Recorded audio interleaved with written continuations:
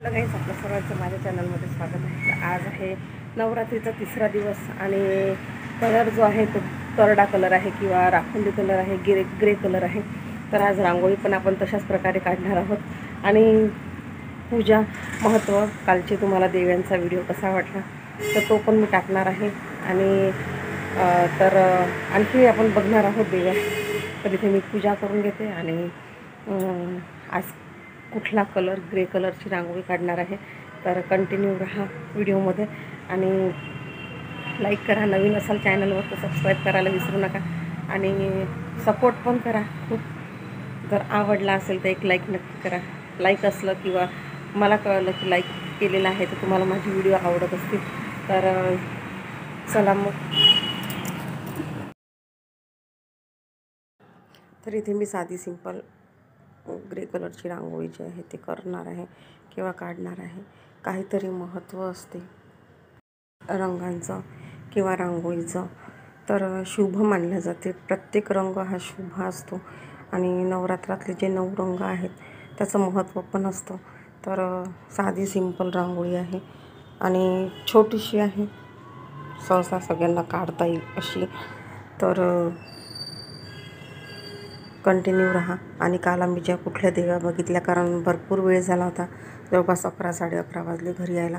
तर ते पण तुम्हाला दाखवते. फक्त देव्यांचं दर्शन. आणि आज जे देवी आता बघू तर ती आहे रोषणाई. आज मार्केटमधल्या ज्या देवी आहेत त्या बघणार आहोत. तर कंटिन्यू राहा. चॅनलवर नवीन असेल तर सबस्क्राईब करायला विसरू नका. नवीन व्हिडिओ येतील त्याची नोटिफिकेशनसाठी बेल आयकॉनचं बटन क्लिक करा, जेणेकरून व्हिडिओची नोटिफिकेशन सर्वात आधी तुमच्यापर्यंत येईल. आता इथे बघू शकता तुम्ही, वरची पूजा झालेली आहे. आता खाली रांगोळी काढते पहिले आणि देवाची पूजा. आणि दिवा पण आज बघू शकता 2 दिवे लावलेले आहेत मी. तर आपल्याला बघू शकता जो अखंड दिवा आहे तो दिवा थोडीशी वात जी आहे ती थोडीशी लहान झालेली आहे. तर त्याचा गूल पण आपल्याला काढून घ्यायचा आहे आणि तेल टाकून घ्यायचं आहे. तर अशा प्रकारे जर केलं तर आपला दिवा अखंड राहतो. एक दिवा लावून ठेवायचा पहिले आणि नंतर मग जो आपला दिवा लावलेला आहे, अखंड दिवा आहे, त्याला हात लावायचा आहे. तर आपली जी ज्योत आहे ती कंटिन्यू राहते. आता इथे बघू शकता तुम्ही, दिवा तेल वगैरे आता टाकून घेणार आहे मी. आणि आता सर्वात पहिले रांगोळी काढून घेते, नंतर देवाला सजवते. जे शिळे फुलं आहेत ते काढून घ्यायचं आहे. आणि आजकालच्या ज्या देव्या बघितल्या मी, खूप सुंदर आहे, खूप सुंदर देव्या, डेकोरेशन वगैरे. आणि प्रत्येक एरियातलं प्रत्येक देवीच्या सोबतचा असलेला भाव त्याच्यामध्ये दिसून येते. खूप प्रकारचे वेगवेगळ्या प्रकारचे डेकोरेशन केलेले आहेत, झाडांचं, जंगलाचं वगैरे. तर ते तुम्हाला दाखवते. तर कंटिन्यू राहा व्हिडिओमध्ये. तर व्हिडिओ थोडासा मोठा होईल, कारण कालचे जे व्हिडिओ आहे देवीचे, जे देवीचं दर्शन घेतलेलं आहे, जे देव्या बघायला गेलो होतो आम्ही, तर ते पण. तर इथे साधी सिंपल छोटीशी रांगोळी काढायचा प्रयत्न केलेला आहे. तर इथे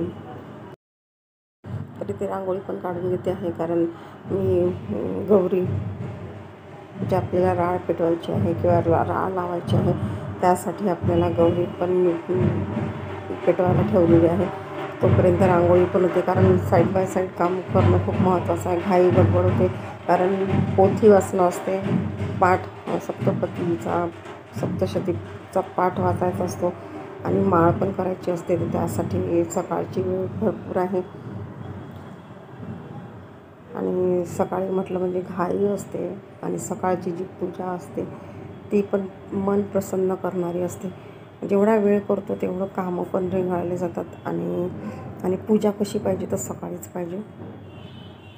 तर साधी सिंपल पूजा. तर रांगोळी काढून घेतलेली आहे आणि जे अखंड दिवा आहे तिचे फुलं काढून मी, फुलं पण वाहलेले आहेत. आणि आता देवीला जो गजरा केलेला आहे, निशिगंधाच्या फुलांचा गजरा आहे, तर तो त्यांची पण पूजा करून घेते मी आता. तर इथे गौरी पेटवून झालेली आहे, तर राळ टाकून घेते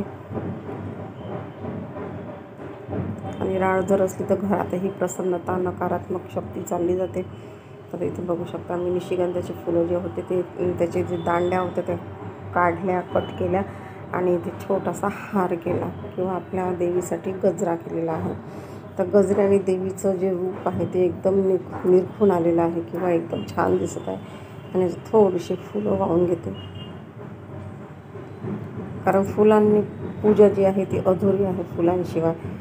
तर रांगोळी म्हणा किंवा फुलं म्हणा, तर फुलं, रांगोळी खूप महत्त्वाचा भाग आहे पूजेतला. तर आता इथे सगळे जे फोटोला हार तर नाही घातला, फुलं वाहून घेते छानपैकी आणि मंदिर सजवलेलं आहे ते पण तुम्हाला दाखवते. आणि आता फुलं वगैरे झालेले आहेत तर फुलं वाहून घेते, पाठ करून घेते आणि जी आपली नित्यसेवा आहे ती आरती करून घेते. आणि नंतर मग तुम्हाला देव्यांचा जो कालचा व्हिडिओ आहे तो पण ह्यामध्ये ॲड करते, तुम्हाला दाखवते. वर्धेतील खूप सुंदर देव्या राहते वर्धेमध्ये. नवरात्र तसं काही दिवाळी, वर्धा शहर झगमगून जाते. तर इथे पहिल्या देवीचं दर्शन तुम्हाला दाखवलेलं आहे आणि खूप सुंदर रूप आहे. प्रत्येक देवीचं रूप आणि शृंगार किंवा त्यांची साडी किंवा लाछा किंवा ड्रेस खूप सुंदर आहे. प्रत्येक जे वाघ आहे किंवा सिंह आहे तो पण वेगवेगळ्या पोजमध्ये आहे. तर हे बघू शकता, दुसऱ्या नंबरची देवी किती सुंदर दिसते आहे आणि तिचा लाछा बघू शकता, ड्रेस. आणि प्रत्येक देवीचं रूप आणि शृंगार हा खूप वेगळा वेगळा आहे. प्रत्येक साडी नेसवल्या गेलेली आहे, त्याचं जे प्रकार आहे तो पण वेगळं वेगळं आहे. कुठे लुगडं घातलेलं आहे, कुठं